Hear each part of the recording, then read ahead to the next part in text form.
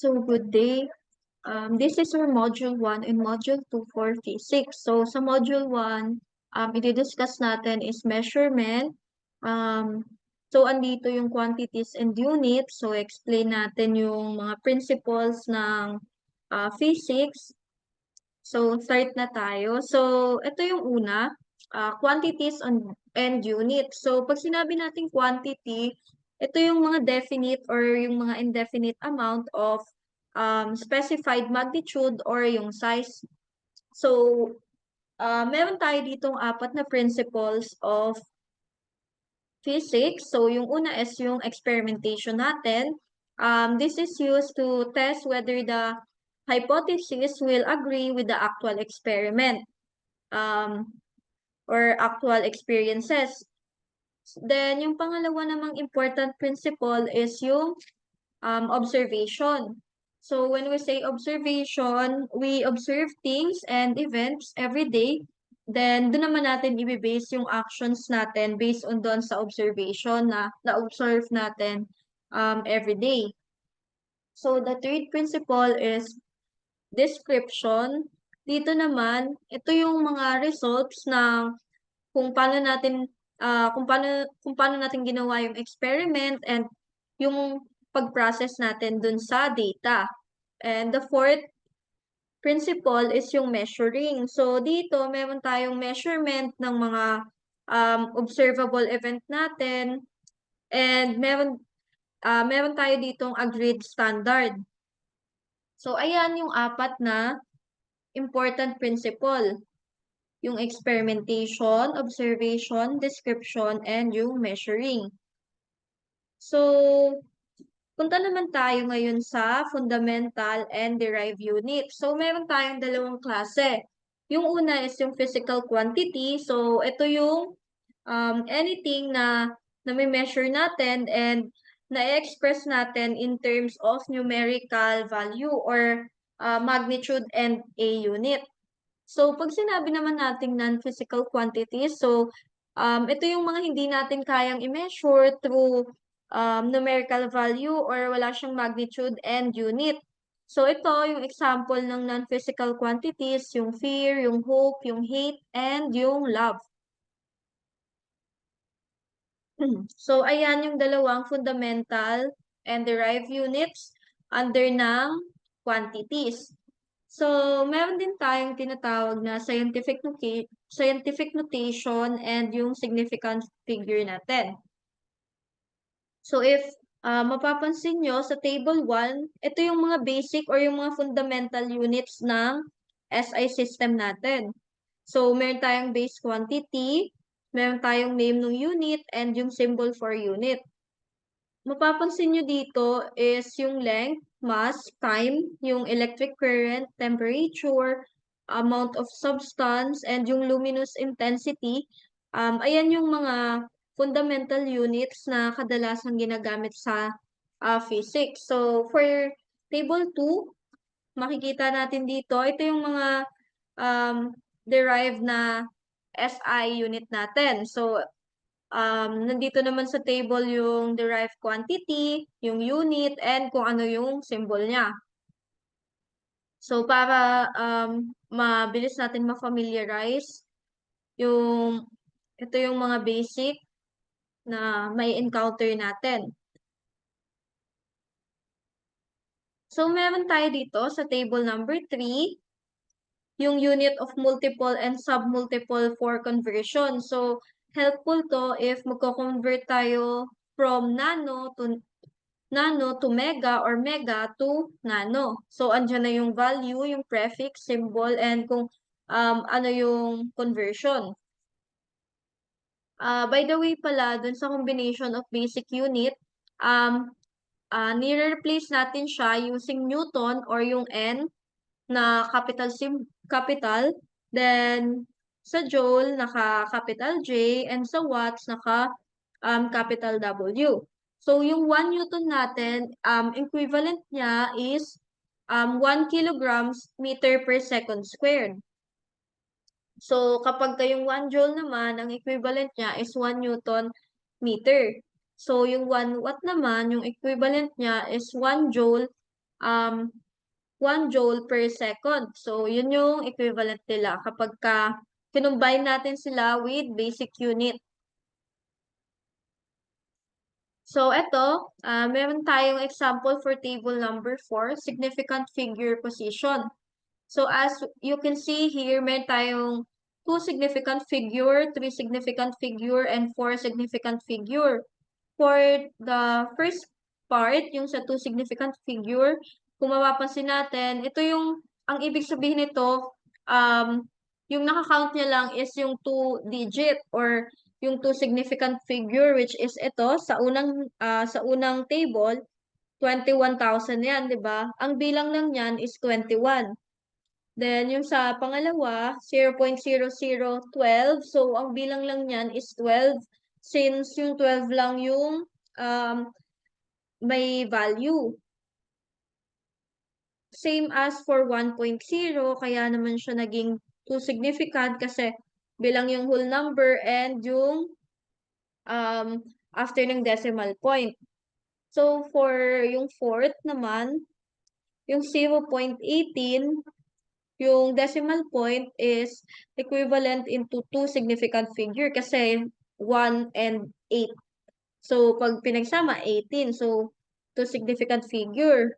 Then, last is yung 67. So, mapapansin natin, naka-whole number siya. So, 2 significant figure. Same rule is applied in terms here sa 3 significant figure and 4 significant figure. So, ayan yung ginagamit natin. Now, punta naman tayo sa, wait lang. So, punta tayo ngayon sa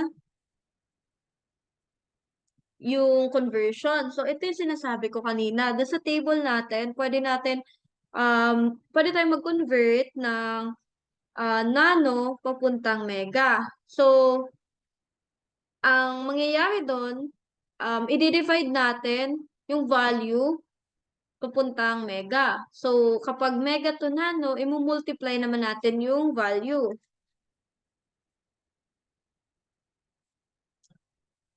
Measurement of length. So, dito, yung SI unit na ginagamit natin is yung meter or yung small m. So, ito, meron tayong conversion for 1 meter, meron tayong 10 decimeter. Then, sa 10 decimeter, sa 1 meter, meron tayong 100 centimeter. And sa 1 meter, meron tayong 1,000 millimeter. So, yan yung mga simple na conversion in terms of length or in terms of meter. Meron din tayong measurement ng ating area. So, ang ibig sabihin nito, these are the amount of space covered by the body in 2 dimensions. So, tawag dun is area. Ang unit naman na ginagamit dito is square meter. So, kung sa meter yung ginagamit, sa area, ang ginagamit is square meter. Kapag naman mass or measurement of mass, i-define natin yung mass as yung amount of matter in an object. So, kumbaga, ang ginagamit naman natin kapag ka-measurement of mass is naka-grams, kilograms, and tons. So, ayun yung mga common na ginagamit. So, for table 6, makikita natin yung mass of equivalent, wherein andito yung mass natin, kung ano yung equivalent niya, and yung conversion to smaller and conversion to bigger. So, tandaan natin na si weight, isa siyang part or isa siyang property ni mass. So, dito, yung formula for weight is mass times force of gravity or mg. So, ibig sabihin nung gravity is yung value nung gravity sa Earth. So, ang value niya is 9.8 nkg. So, kapag nakalagay sa problem, may gravity, ang automatic value niya is 9.8 nkg. So, ito, yung comparison of mass and weight. Pag sinabi nating mass, mini-measure natin siya dun sa amount of matter dun sa object. While si weight, meron tayong gravitational force sa object natin. In terms naman sa mass, meron tayong pwede natin siyang i-compare or i-measure by comparing with standard masses. While kapag kasi weight, pwede natin siyang i-measure using measuring forces. So, si mass, scalar yung quantity, while si weight, yung quantity niya is vector. So, ang ginagamit naman kadalasan kay mass is naka-kilograms, while si weight is naka-newton. Kaya, N, N kg siya. So, Newton kg. So, si density, ito naman yung ratio ng mass natin over volume. So, ang kadalasan naman ginagamit natin na kay density is yung cubic meter or yung meter cube. So, ito, nakalagay dito, yung formula to get density is density equals mass over volume. So, this means na para makuha natin si density, kailangan meron tayong value ni mass, then i-divide natin siya kay volume. So, ito, medyo madali lang naman siya, yung measurement of time. So, when we say measurement of time, ito yung interval of duration ng event. So, meron tayo dito yung most common, which is yung 1 hour to minutes. 1 hour is equivalent to 60 minutes. Yung 1 minute naman is equivalent to 60 seconds. And yung 1 millisecond is equivalent to 1 over 1,000 sa scientific notation and so on. So we have here vectors and scalar quantities. Yung mga physical quantity katulad nung length, yung volume, yung mass, density, temperature, time, is pwede natin siyang i-express in terms ng magnitude or size alone. Basta meron siyang unit.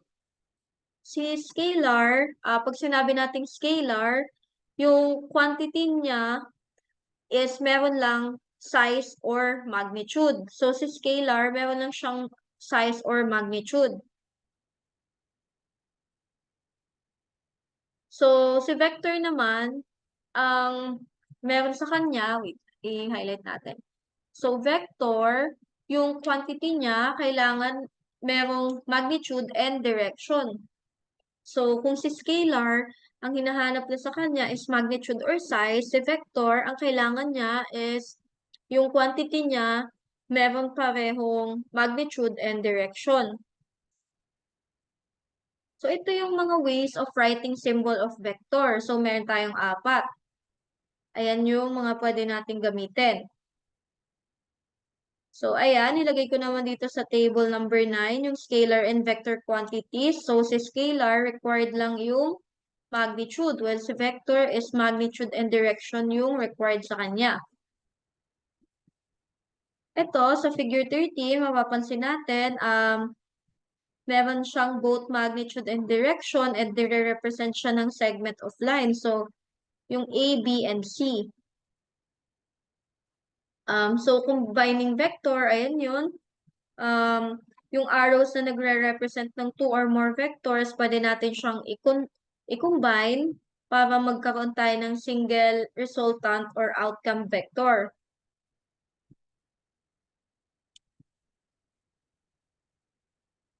So, ito yung physical, sa table 10, ito yung mga other example ng dimension para sa mga physical quantities natin.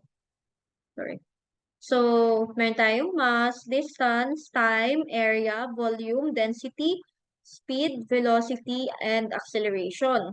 Then, kung ano yung unit nila, yung dimension and symbol. So, itong table 10 is mahalaga para hindi tayo malilito dun sa unit na ilalagay and kung ano yung gagamitin natin na physical quantity para sa kanila. So, for module 2, ito na yung module 2 natin. Yung topic dito is yung motion and kinematics. So, ito, meron tayong iba't ibang characteristic ng motion. So, andito yung andito yung distance, yung displacement, speed, and velocity. So, pag sinabi nating distance, siya yung length ng actual path na tina-travel natin from the starting point to the finishing point. So, ang ibig sabihin nun, meron lang siyang magnitude or meron lang siyang size, pero wala siyang direction. So, yun yung nangyayari kay distance. So, kapag ka-analyze natin yung situation dito, yung a girl walks 5 meters from point A to point B in a classroom and backs to point A another 5 meters. The distance traveled by the girl from point A to B and from B to A is 10 meters, but does not give girl's direction. So since the distance is a scalar quantity, hindi na natin kailangan ng direction because magnitude or yung size is the only requirement. Kaya wala siyang direction. So, yung total length na travel niya is equivalent pa rin na 10 meters kasi from point A to B, 5 meters. Then, nung bumalik siya, from point B to A naman, another 5 meters. Total of 10, 10 meters. So, ayun yung kapag ginagamit natin si distance. So, tandaan natin si distance, mayroon lang siyang magnitude or size but no direction. So, si displacement naman, ang pagkakaiba niya kay direction, pag sinabi nating displacement, meron tayong certain direction dun sa starting point. So, meron siyang parehong magnitude or yung size plus yung direction. So, pag in-implement natin sa kanya yung example kanina, eto yon. Consider a girl walking west or yung dun sa point B, 5 meters in the classroom, then back to east or dun sa point A na 5 meters. The displacement of the girl will be 0. This is because yung girl na nung nag-walk siya ng 5 meters dun sa west, yung direction na binibigay is yung negative. So, may negative 5 tayo dito. Then, dahil nag-walk siya naman ulit pabalik sa east na direction, naging positive. So, nagkaroon tayo ng plus 5. So, pag inad natin yung direction nila, negative 5 plus 5 is makaka-cancel or magiging equals to 0 meters. So, kaya naging 0 yung displacement ng girl.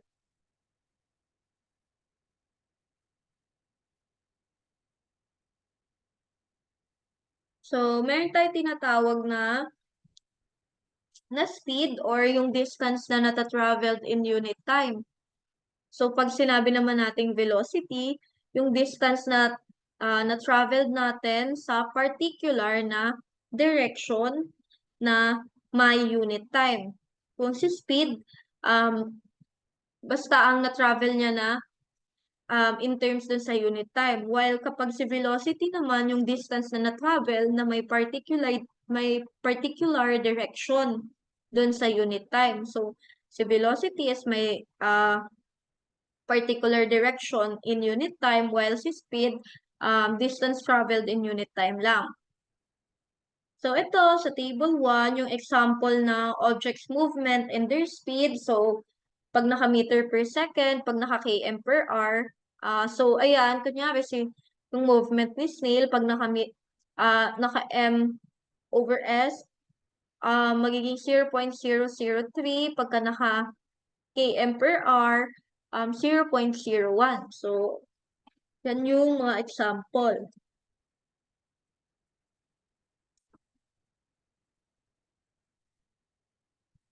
Now, punta na tayo sa formulas ni speed and velocity. Diba? Si speed, ang formula para makakuha siya is distance divided by time or speed is equals to distance traveled in unit over dun sa time. So, si speed is naka-scalar quantity tayo. Para naman nakuha si average speed, ang gagawin natin is yung kung ano yung total ng distance traveled over naman dun sa total time na na-consume natin or na-take natin. Kapag velocity naman, yung formula is dalawa. Merong instance na um, ang given is yung distance traveled over time taken. So, pag gano'n, i-implement natin yung first formula for velocity, while kapag ka-displacement over time naman yung given, i-implement natin yung formula number 2 for velocity. So, ang average velocity formula is yung average velocity natin is equals to total displacement over total time taken. So these are the formula for speed, average velocity, velocity with respect to distance, velocity with respect to displacement. So ito yung example natin. Kapag ito, sa example number 2, a car travels from one city to another 96 km away in 1.2 hours, what is the car's average speed? So, yung km per hour, yung tanong sa A, and ang tanong sa B, yung M, M over S, or yung sa, ito muna, implement natin. Wait lang. So, yung formula natin, since yung hinahanap is yung average daw ng speed. So, average speed is equals to yung distance na na-cover over dun yung time na na-consume or yung time taken. So, yung distance na na-cover is yung 96 km. Then, yung time taken is 1.2 hours. So, pag kinalculate natin, magiging 80 km per hour. So, for question number 2, part B naman, yung 80 km na sagot natin, yung 80 km per hour, i-convert lang natin siya sa ms. So, 80 ms over yung 3.6. So, magiging equals to 22.2 ms. So, yan yung magiging sagot natin. So, eto, example 3, a person rides a bicycle 2 km east, then 2 km north. So, yung trip daw takes 2 hours.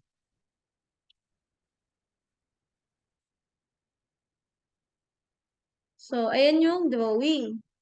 Hanapin natin yung person's average speed. Then, yung next is yung average velocity. So, yung formula natin para sa average speed is yung total distance over time taken. So, kung ang total distance is 2 km east and 2 km north, magiging 4, di ba? Then, yung time taken natin is 2 hours daw. So, 4 divided by 2 is equals to 2 km per hour.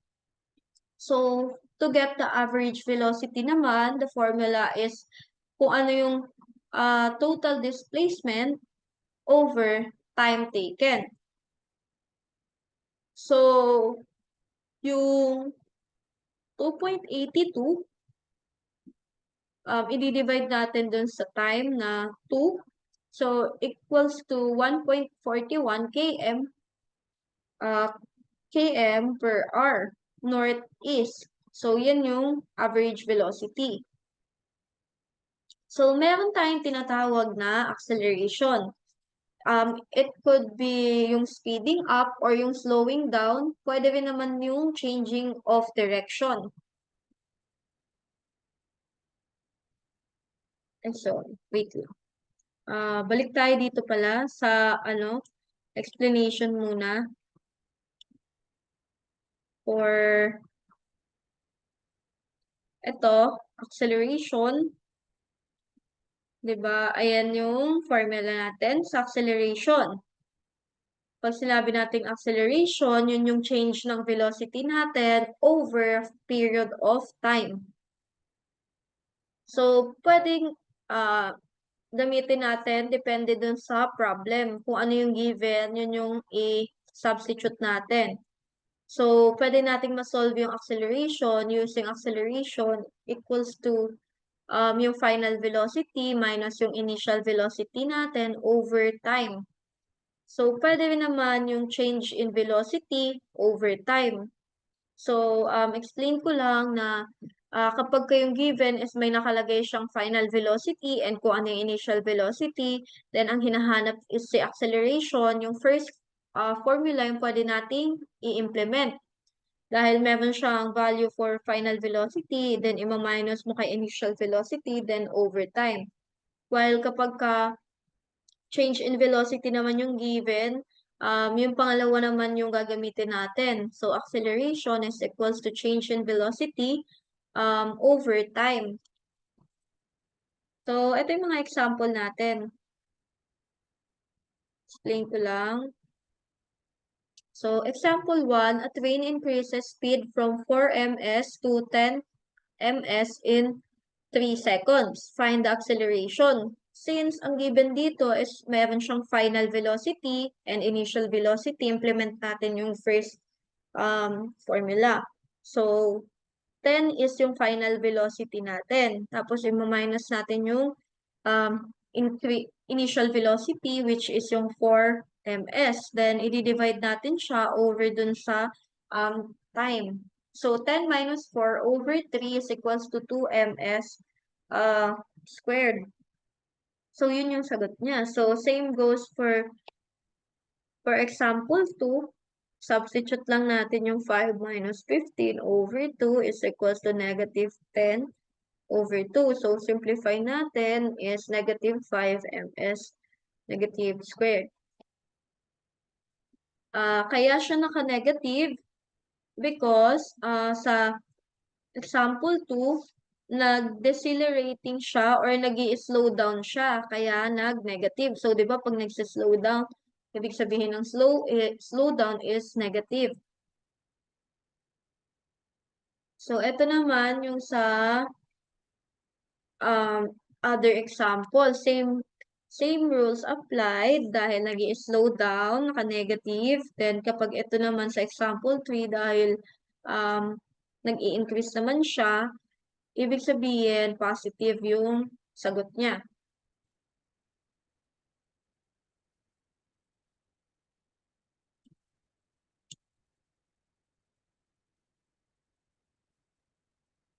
So, punta tayo sa linear motion.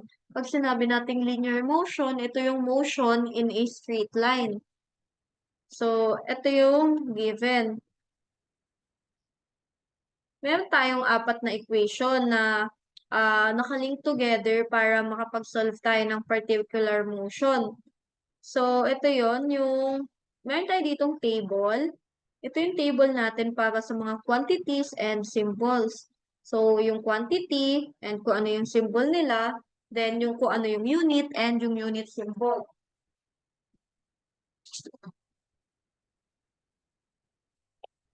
Bali, so start tayo sa first equation. Kapag ka acceleration yung hinahanap, A is equals to change dun sa velocity over time taken. So, yan yung equation 1 or yung first equation.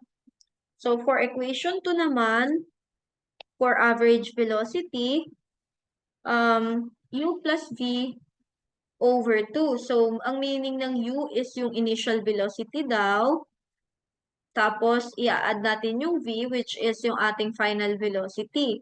So, meaning, initial velocity plus final velocity, then i-divide natin sa 2.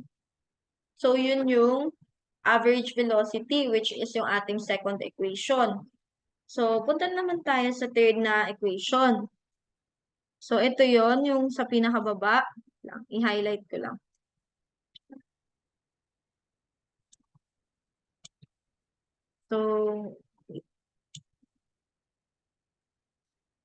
So, for second equation pala, yung S natin is yung ating displacement.